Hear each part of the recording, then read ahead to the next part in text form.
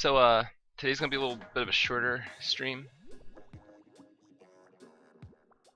unfortunately. Monday, had a crazy weekend, went to a wedding, stuff. And I slept in just a little bit. Just a little bit. Chairs on some wires. I keep getting all these wires in the way every time I go to stream. So I just throw everything together. It's like, oh man, that stream, get it already. Alright, well, I'm playing Tenatech right now. Because I felt like it. Actually, I had a friend, well not a friend, acquaintance, someone I know, from the Halo server, who asked about Splatoon. Oh god. What's going on, Cav? And I kind of felt like playing Tenatech, because Tenatech is like the BR of this game. And if you don't know what that means, in Halo, the BR is kind of like the most common, like basic foot soldier weapon and stuff like that. And that's what Tenatech really is. So I'm just using like a basic main slayer build with this like super common weapon.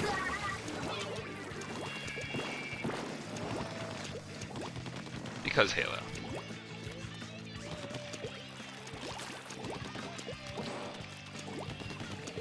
And honestly, I feel like if you're new to this game, this is one of the two weapons that you should be using at first. You should be using Tenatech, and you should be using 52.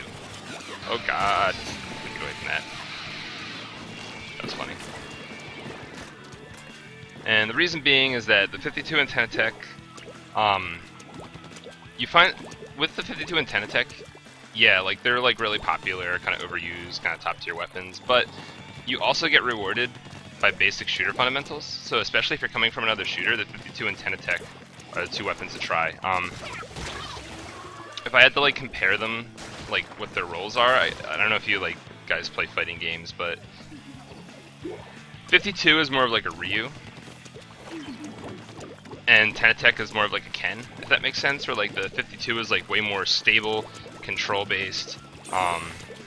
You know, use your superior firepower, use your defensive tools, and then also move up with them and just apply like pressure. Whereas Tenatech's like a really kind of like rush down. You know, you're kind of like sharking around, throwing bombs, just waiting for opportunities. And then when you get your opportunities, you just run in and do a ton of damage. I mean, I guess mechanically, hey, what's going on, Andrea?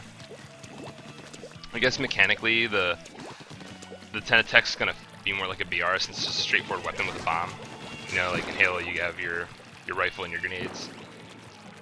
But 52, I guess, takes more similar of a role because the battle rifle's more like offers more of like control and like teamwork kind of stuff going on. But that's definitely the 52 definitely offers that control, so it's weird. Try not to scream. Alright, Pankit. I'm a little bit tired for that right now anyway. Oh god. Speaking of such, let's try 52. Let's try 52. I'll do a basic slight. Pretty much like for the 52 and Tenatech, like when you're just starting the game, you want to do swim speed and run speed for 52, and swim speed and damage. Oh, I'm sorry, swim speed and run speed for Tenatech, and swim speed and damage for 52. Eventually, you want to get ink recovery on both of those, and a little bit of damage on the Tenatech. Hey, what's going on, Orange? Speak of the devil. So I'm assuming you're East Coast. I was actually just talking about you, how I had someone who played Halo ask me about the game. If you do pick this up, you should start by using this weapon, which is kind of like the BR of this game, or this weapon, which is also sort of the BR of this game. This one's like more aggressive, and this one's more like control based, if that makes sense. So let's do we even have the damage? This.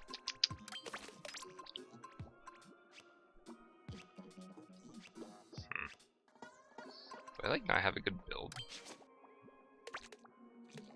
Let's just go with this. You're actually installing right now? That's funny.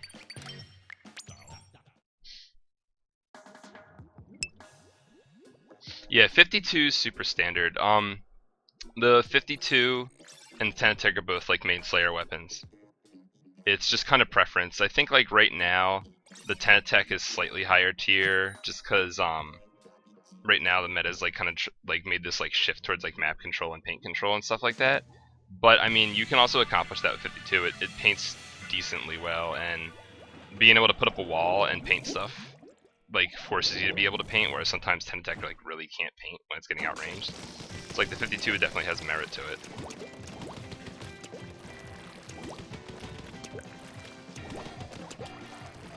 And like the walls can also just be used for a lot of like maneuvering. Oh boy. Like that, you know? It's kind of like in Halo when like someone's about to rush you, you throw a grenade and you wait for like the shot. It's kind of the same thing with this. Like if someone's about to rush you, you put up the wall and then you can just punish them. It just feels similar. Which is why I said like the 52 in practice feels more like a BR, even though the 10 attack mechanically is more similar. I mean, I guess if anything, the Splattershot Pro feels most similar to Halo. It's like a mid-range rifle with a bomb. In fact, once you get used to 10 attack and/or 52, you should also try using Splattershot Pro because a lot of Halo players like that weapon. And this match is kind of mean. What's going on, Swampy? Hannah, how you doing? Alright, so these guys are kind of getting whooped right now. But I think you get like the basics of what I was just saying. As a Halo player, you can probably figure out how to use this pretty well.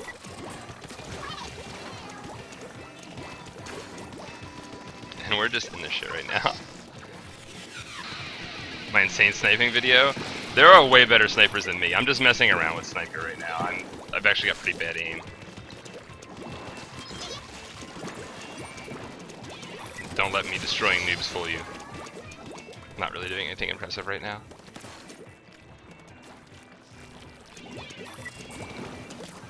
I think I go. To get past this. We can't have a noob escape the spawn trap. Oh, let's see. I walked in front of my wall. You'll do that plenty of times. You walk in front of your wall. You'll die. It sucks. Yeah, Gingerbread Man. Yeah, game's really fun. Oh boy. See, I should be dead from stuff like that, but fighting bad kids right now, so mess around.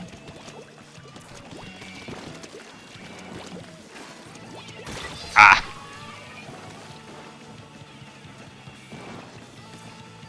There's also like some kind of parallels to fighting games in this game where it's just like there's stuff that you can do that's like unsafe but more effective, and sometimes you go for it just because it pays off. I mean, it's kind of like that in Halo 2, but there's like some really like, I guess, static stuff in this game where it's like you should throw your wall from behind cover, wait for it to go up, and then pop out. But sometimes, like where I got sniped right there, you want to just run out of cover and throw the wall and start shooting, and then hope that they don't notice you right away. And by the time they do notice, the wall comes out. Didn't happen that time. I just got shot.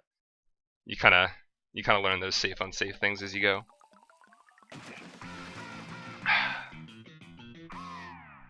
Yeah, messing around with sniper does make your aim better overall.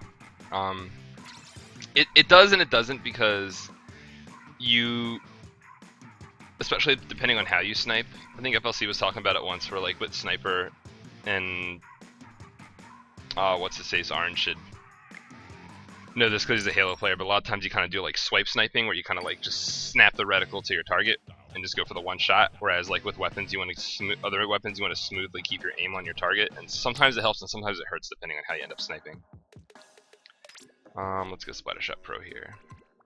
There's also another. These are also weapons that you pick up kind of early. So that like kind of works out. Let's see. Do I have a main save? Recovery. Main save anything? No. That works, but I kind of actually want. You know what? Screw it. We'll do this. Alright, this works.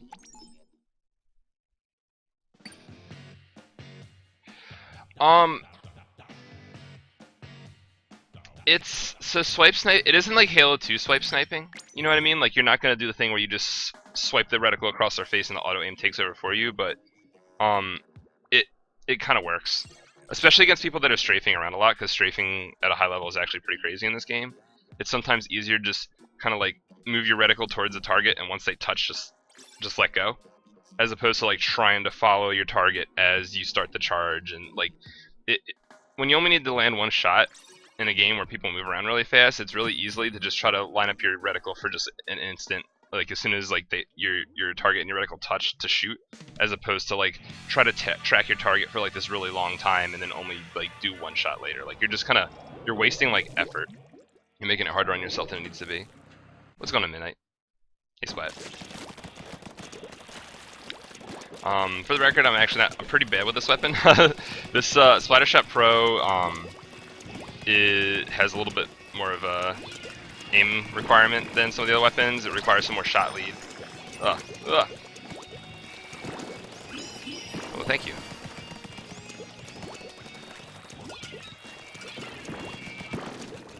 Which is again why Halo players tend to like this gun, because it kind of speaks to a lot of Halo-esque skills. Also, I'm running damage on this, which isn't the most required thing ever, but with this gun in particular, it... Oh boy. Getting out.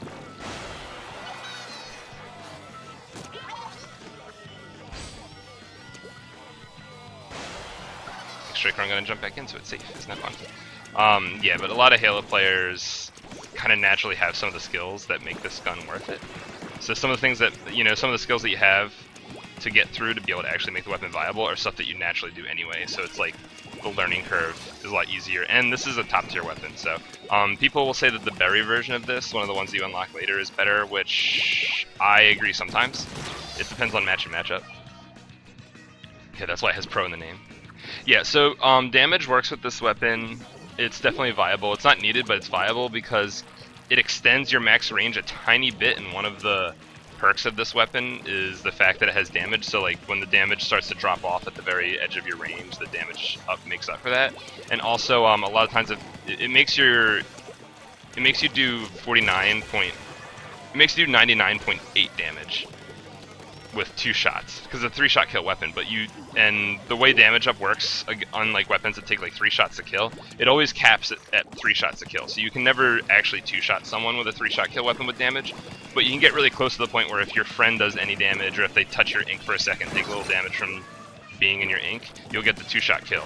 And it happens more often than you might think. So a lot of people like that on Splattershot Pro, because it just makes it so like you can consistently get these kills. And we're losing all of a sudden.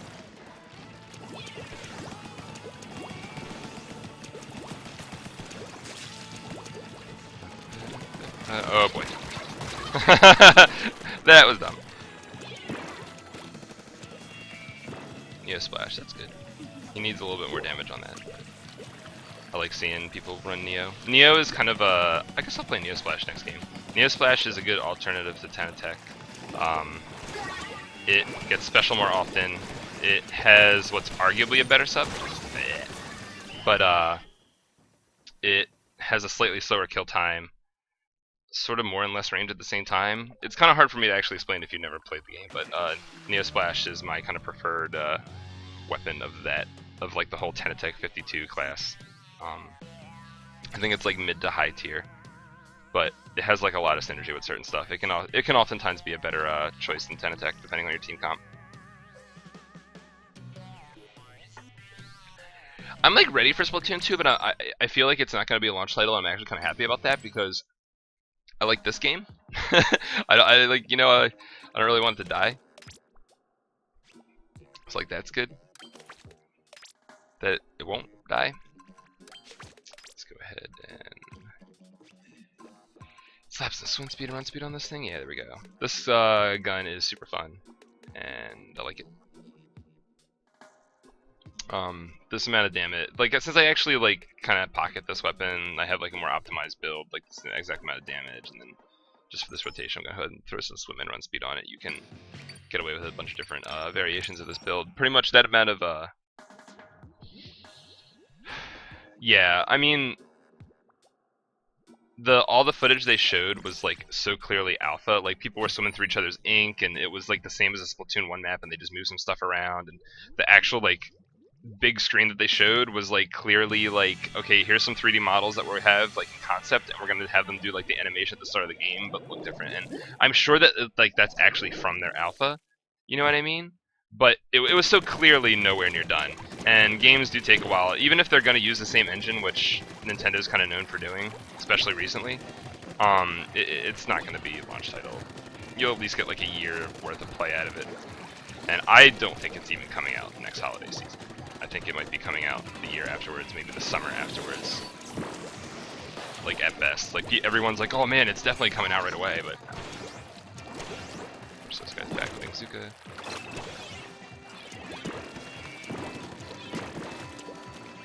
I don't know if you watch my Splattershot stuff. Yeah, I really doubt it's gonna be soon. Everyone's like so optimistic, like, oh man, this new Splat's coming out tomorrow, and like whenever I say like, or not tomorrow, like for Christmas or whatever NX launches, and like whenever I'm like, no, that's like so not realistic, they kind of like get annoyed, like maybe I'm like killing the hype or something like that. But it's honestly like I've been around for a while. I know how the video game industry produces stuff.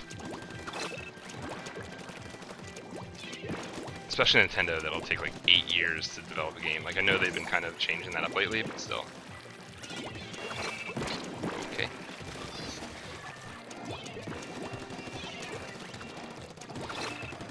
But yeah, in case you're wondering, the perks of this are better painting, burst bombs being able to like combine kills together like that. If you liked Halo 2, you might actually like some of the burst bomb weapons, because the reason I started playing them in the first place was because they reminded me of Halo 2 frags, where like you throw the grenade, you get like some instant splash damage, and then you finish them off. That's kind of what burst bomb weapons do. Now there were changes to the way burst bombs work over time, so they're a little bit different now. But in general, it's still the same thing. You use a burst bomb to kind of initiate fight. Oh my gosh. Yeah, they can't. That's true. You know, you use it the same way as kind of like a Halo 2 frag, where you initiate the fight with some splash damage, and then you run in and finish the kill with like 1 or 2 bullets. Its only issue really is that it has less range than the 10 attack and 52 by a little bit, which doesn't sound like much, but range means a lot in this game. You're kind of saved by the fact that your burst bombs have more range than them. So as long as you're starting fights that are out of your range with burst bombs, it kind of makes up for what your range, you know, difference.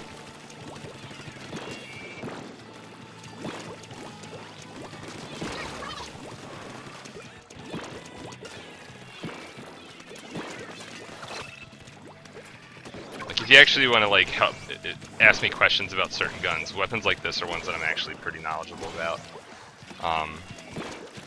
And a lot of other people aren't. But 10 attack, there's like a million players you can ask questions about it. And I mean, honestly, you play a lot of shooters anyway, so you kind of already probably know what you're doing with 52 and 10 attack. You don't really have to learn much except for how the movement works. Yeah, no, there are, you know, it's nice that you say objective style weapons, because using the word support can be confusing, because support in this game is more like support in Halo, where you're trying to like you're trying to have like least deaths but most participation. You know what I mean? Like you're trying to output damage, and in the way this game works, you're trying to output paint to control the map. You're playing objective, you're controlling areas, you're like setting up your Slayer teammates for easy kills, but at the same time, you need to be able to slay when the opportunity arises, whether your Slayer teammate's dead, he's not having a good game, or he just happens to not be in position at that moment. You need to be able to do both. It's like you're playing support, but you're just itching to slay, which is, in my opinion, that's kind of close to how Halo works.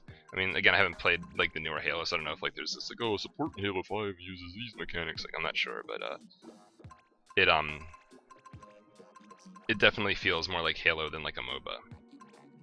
Let's see. Oh yeah, I wanted to use this. Speed. I have an NZAP shirt. Where is it? Where's my NZAP shirt? There it is. Yeah, this is good. Yeah. Yeah, the bomb range... Oh, I don't want to play play solo queue right now. The bomb range stuff that I do, pretty much I developed it because it felt like I was playing a Halo support style weapon. It's just that you're using splash damage instead of a rifle. But because weapons have limited range in this game, you being able to throw that splash damage over distance, kind of like Quake rockets or something like that, just I felt like I was able to have a Halo-like effect on the game. Now over time, I found that instead of like putting damage out, I use disruptors that like kind of like stun people. It's kind of like a long-range plasma rifle, if that makes sense. Which, I mean, actually the analogy kind of breaks down, but it's exactly the same thing where you pop out, put some hitboxes out there, back down. It's just more effective to do something besides damage that's unique to this game. Like if there were disruptors in Halo, you would see like support players using them. And yeah, not really speaking of anything we were just talking about, but also this morning I was thinking, like, if I was gonna like suggest players to play certain weapons if they're new to the game, like I said, I would say that they should play 52 and 10 attack, but after they learn those weapons, I think you should go to Splattershot Pro, and I think this gun will help you understand invincibility supers. I think it's actually a pretty good gun. It can slay, it paints really well, and it gets it. Invincibility supers are like an important part of this game, and although this gun might be a little bit cheesy for a beginner, how a beginner's going to use it because they're going to be just kind of like spamming Krakens, like, you kind of need to learn this stuff. Got him. And my defense immunity right there put a lot of damage into that guy. Also, the sub on this gun is a purely support sub. If I throw this at someone, it puts that little green ring around them, and my entire team can see that, so you can kind of call people out with it. And also, like, check around corners and stuff. Like, I didn't know there was a second guy there, but, you know, the point sensor went off, and now I detected him. Which can be really nice, because against, like, at, like, high levels, a lot of people will just paint, and then they'll just hide in their ink and wait for you to do something about it. And with these things, you can kind of throw a point sensor in an area before you approach, and it's like, if they're hiding there, you'll be able to see them. Danny, unfortunately, I don't have time for duos.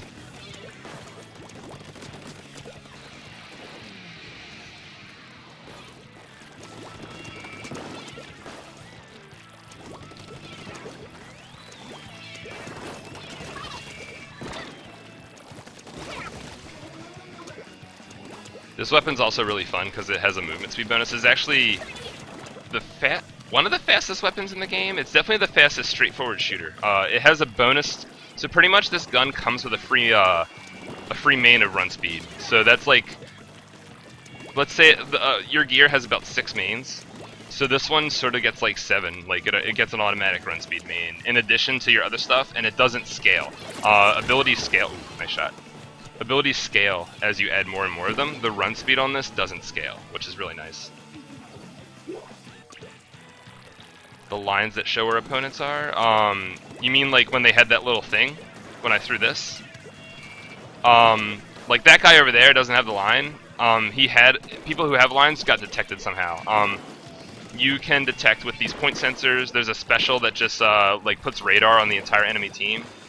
And there's an ability that when you die, the person that killed you gets detected. Someone on my team besides me had detection in that game, which is why some people were showing up like kind of radared that weren't people that I hit with my point sensors. And who had that? Oh, we had a sniper. So his special. No, he did. Well, I don't know when he DC'd. And we had a custom blaster. All right, so depending on when the sniper disconnected, there were 3 people with detection on our team.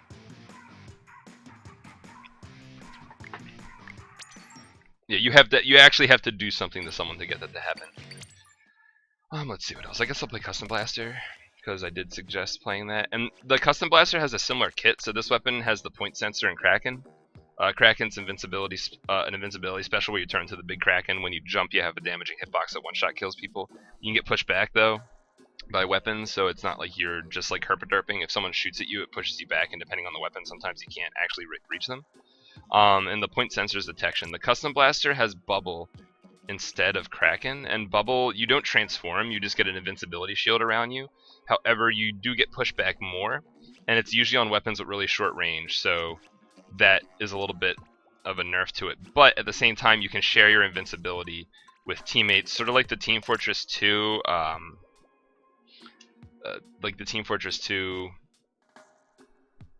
heavy medic combo. It's kind of similar to that. What about my tenacity? There we go. Tenacity special charge. I'm not really good at this weapon, but we'll go ahead and just this. I'm using special charge swim speed if I have it. If not, I'll just do a pure special charge. How about special charge, special saber? How about pure special saber? All right, cool. Again, I don't really know what I'm doing that much with this weapon, so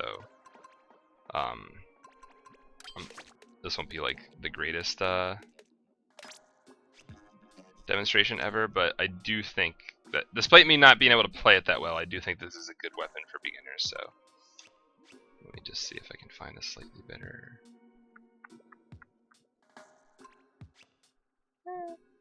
Oh, whatever, it took too long. And I got time for like one or two more. This weapon I think is good because it's a splash damage weapon, and it's like a one-shot kill close range weapon, which are also important to this game. But it does take some skill compared to some of the other ones, to the point where like it's gonna teach you how to play like the kind of like one-shot kill close range class and like some of the splash damage stuff, but it's gonna do so in a way that will kind of get you some practice in for some of the more ones that require a little bit more skill to use, like the custom range blaster in particular, which is like a better version of this gun.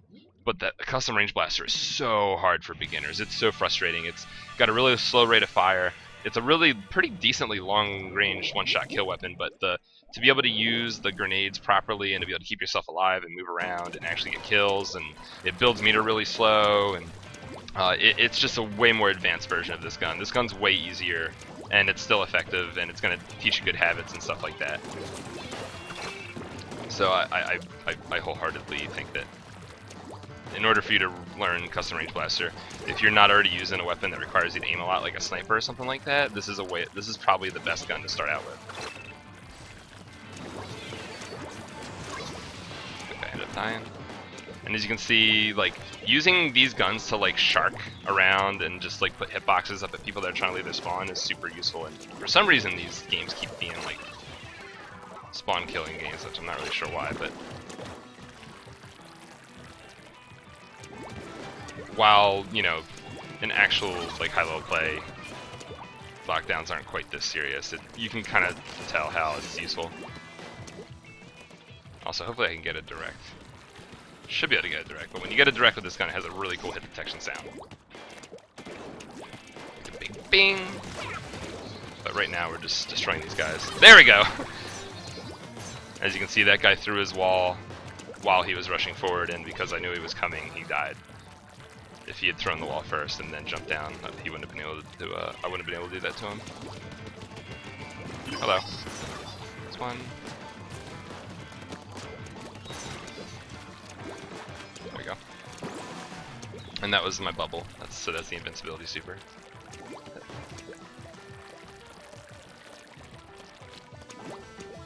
Yeah, unfortunately, these games are kind of landslides, but whatever.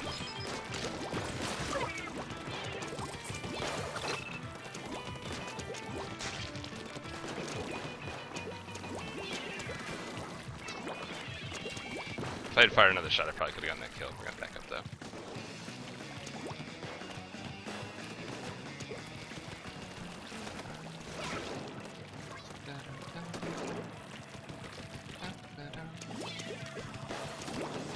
But yeah, also like the motion controls are weird at first, but like stick with them. Try playing some single player to get used to it. It took me a couple hours to kind of get used to the motion controls. They felt weird at first. And then it took me maybe a couple days to feel like I was confident with them, and then, I don't know, like a week or two to actually feel like I was kind of on par with how good I was with like playing Halo before I started playing this game. And I feel like I actually learn a little bit slower than some people, especially as far as hand-eye coordination is.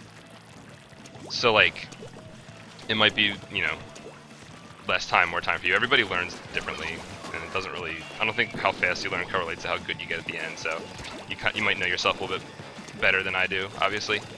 But yeah, I think that I think starting out with single player just to get the mechanics down is important, because Once you get used to the motion controls, it's almost as good as keyboard and mouse, but until then it feels awkward. Because it's, yeah, exactly, you've never, like, no, unless you played like some 3DS games with motion, you've probably never used motion controls to aim before, and even if you did, it works a little bit different, because in this game you're kind of, 17-1, in this game you're kind of like steering the gamepad like it's a steering wheel, as opposed to like we're in Zelda 64 where you're kind of like aiming it like it's a camera. So a little bit different. And I got time for one more game, so I'm gonna go ahead and play Zimmy, just because, you know, Zimmy. Might as well play the gun I actually main. And then I gotta head to work. And I should be thinking of someone to host, because I do this thing where I end the stream and then look for someone to host. So maybe I can kind of take a peek before this game is over.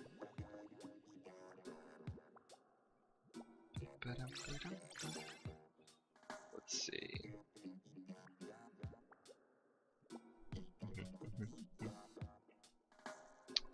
Huh. Don't recognize any of these guys, but there's that one. I think he's like a good Spider Shot Pro. This one guy I have followed.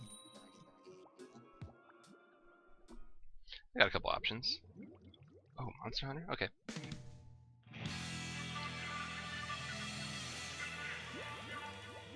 Yeah. Yeah, no, I think motion controls are great for a shooter. And the thing about this is, the thing about this that I like is you're using stick controls and motion controls at the same time. Now, you can't look up and down with the stick. You can only look left and right, but like most of my reticle movement at any time is both motion and sticks. I'm never really using one. Ooh, that's scary.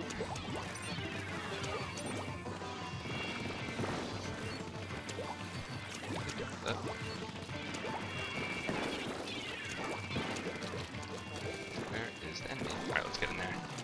Also, this map's really weird. In Turf War, this is the only way into the enemy base, while as in the ranked modes, there's different ways, which is kind of a theme in this game. The unranked modes kind of try to stop you from getting into the enemy spawn, and the different ranked modes let you do it in different ways. That kind of makes sense with that mode. Again, this is the bubble, so I just use my invincibility to kill that guy. With this weapon in general, also there's a concept in this game that isn't in other games from what I've seen, where you know, in like Overwatch, if you die, you just have the same your same meter percentage or whatever that you had. In this game, when you die, you lose meter, and the amount of meter you lose depends on the weapon. This is kind of a mechanic that got patched in. It used to be 50%. Now weapons that are pretty much like the better the weapon was, the more Nintendo made you lose special. So there's not really like kind of like physical like consistency. It's not like, oh well, the heavy weapons have heavy depletion or something like that. It's just like the weapons that Nintendo thought needed a nerf got it. And this is a heavy depletion weapon because it's really good, because it's a great support weapon, but it's also really good at slaying, and just like the overall effect it has on the game is just really strong. That guy was down.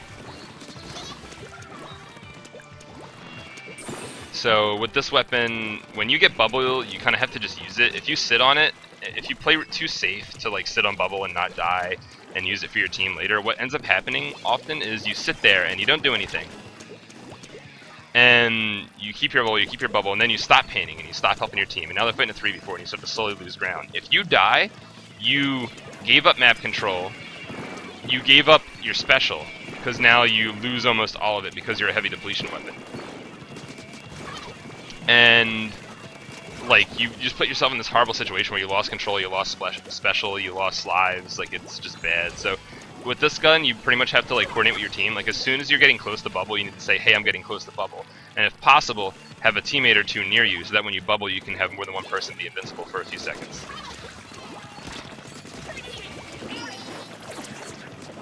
There you go. Or if you don't, just when you get bubble, just use it to one-on-one someone or 1v2 some people.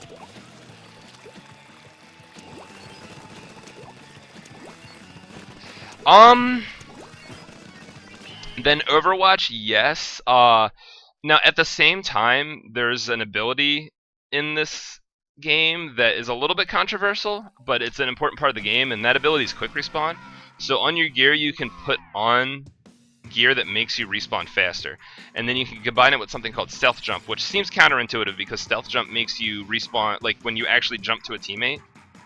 Yeah, those kids are free. Stealth jump makes it so when you jump to a teammate. Now, normally there's a big waypoint when you're jumping from spawn to a teammate when you're like respawning. Whereas if the enemy is paying attention, they can see that you're going to spawn there and they can throw a grenade to punish you for it. Stealth jump gets rid of that waypoint, but you jump a lot slower. So, in theory, if people are watching, you get punished for using stealth jump because they can see you coming, they can still punish you, and you took a longer time to respawn. But in real life, you know, things get a little bit crazy and people can just spawn in. It's kind of like when you force a spawn in Halo 1 in an aggressive manner. It's kind of the same way. And people combine this with quick respawn so that they respawn really fast and then can try to get back to the map without being seen. And for weapons that use that are usually really aggressive close range weapons that kind of don't have the best neutral. They kind of get outranged. Yeah, dying also makes your team explode in enemy team's ink, which will slow down teammates near you. It like expands your control and stuff. There are a lot of bad parts of dying, but it is worth mentioning that aggressive quick respawn weapons like the Luna Blaster, which is kind of like a shotgun. It's like the blaster I showed you before, but the blast just explodes right in your face. You just try to get in people's faces and just get a lot of splash damage.